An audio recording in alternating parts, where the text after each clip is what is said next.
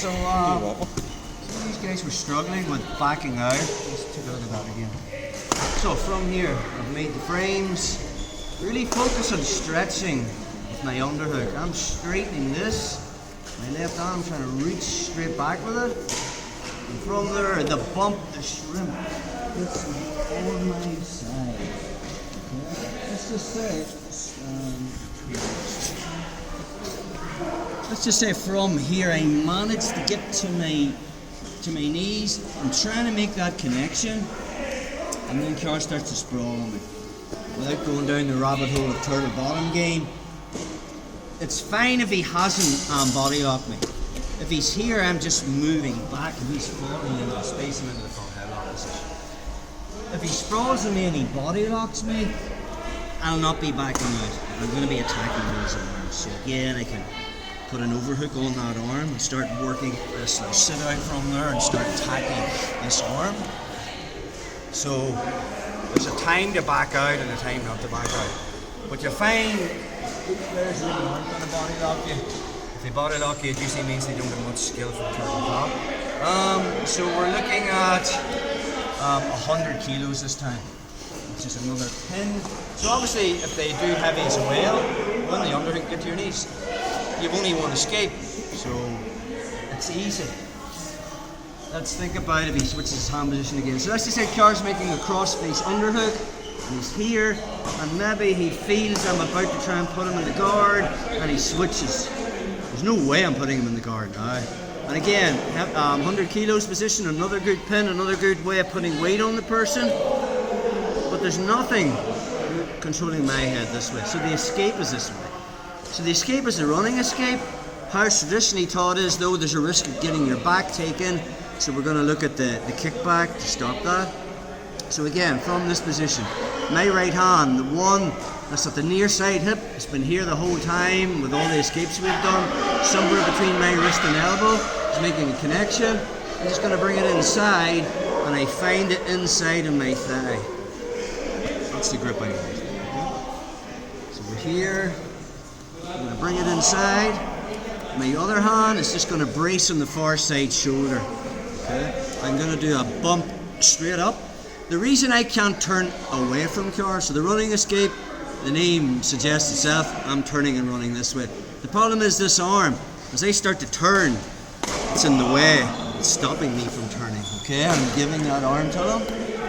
So, I'll do a slight bump and my hand comes inside. The Car's weight is on my right shoulder, so it's very difficult for me to get onto my side. So my left hand just goes on that far shoulder.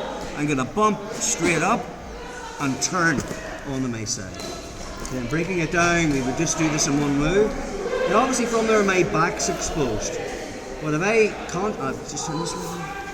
I concentrate on keeping my elbow tucked, he cannot take my back. Unless he wins the underhook. Even if he goes harness from here and tries to take my back, it's just not going to happen. My back is glued to the mat. The back takes all about Carl getting that, if that makes sense. So, from our position, I'm here, but I'm not going to stay here. So, the running escape just means I'm running this way, okay? But as my right foot comes over, Carl can step over with his foot, and maybe I have been complacent, and he's relaxed, and he needs the underhook. So he steps over, and now he's got that. So now he can take me back. Not the end of the world. If he hasn't got the underhook and I'm here and he steps over and tries to take me my back, I can keep my back on the mat. Really, underhook is king. You know, you're not taking the back unless you get the underhook. But now we know how to kick back. Why take a step when I can kick out with this leg and then take a step? It's like cheating in sports day in school, you know, when it goes 1, 2, 3, go, we're going on 2. Okay, so from our position, Car's in 100 kilos. Let's get this arm out of the way. So just bring it inside. That allows me to turn onto my side, but the tucking of my elbow to my body stops the underhook. Again, I'm not a big fan of keeping the hand on the near side shoulder. Sometimes the Americana can be attacked from this position, so I'd much rather keep it in this shoulder here. Okay.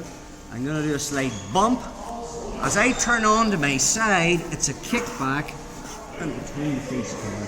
And we're back into the same scenario again. I'll make connection. His knees are on the mat. I do prefer to drive to the opposite side that my head's on.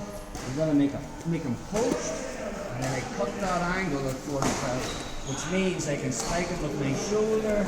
Well, that stays with my knee. I move into 100 meters. Again. From our position. Let's get this hand free, so it's just a slight bump, and I put it on the inside of my thigh. A bump straight up. Okay. As I fall, there's space between Carl and me, which allows me to turn my shoulder, but I don't stay here. Okay. I'm kicking out, and as Carl tries to take my back, I'm turning to face him now. Freeze 1 second. This hand comes up. I can grab the leg and go straight into single legs, or if Carl's slightly further back, just move back, no, further back this way. And he hasn't made a connection with me, just move back this way. Yes, it'll come to here. So if he has made a connection on me, I'll grab the calf. If he hasn't, we're just using our overhook again and stopping him from what? Getting his angle back, because that's what he wants. He wants his angle back. So let's look at that again. Here. Arm comes to the inside, arm comes on the shoulder, bump.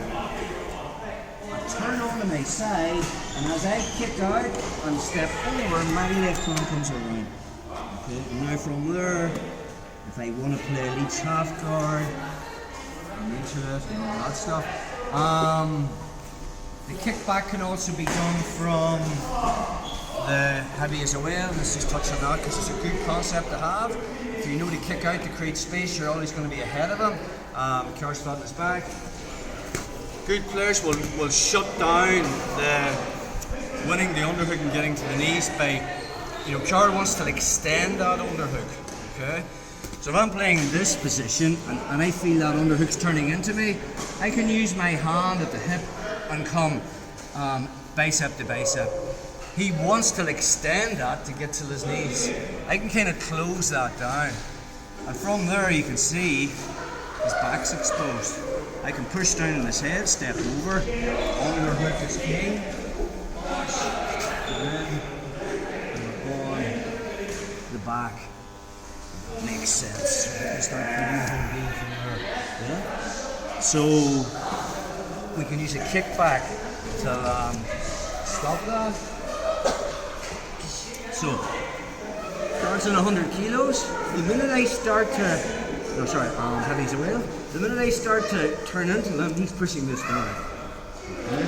As I turn onto my side, Carl's letting me, and he's looking to step over my hip. I kick out to the bottom leg, and now I'm in the same position again. If I just step over, he has my back. So kicking out into the head start. Again. Here. Let me just turn this around. So from our position, as I start to turn on the next side, and Carl has I can stretch that out as well. Now as he spins around, I'm just kicking out on my bottom leg and coming over. Notice the way I've got Carl where I want him, in front of me. I don't want him here. He's more dangerous in this position, and I can't take him down. I want him here, where I can make a connection. Okay, shoulder to hip, head on the other side, make him post first, and then beat that post. Control, top position. So that guy, so they're running.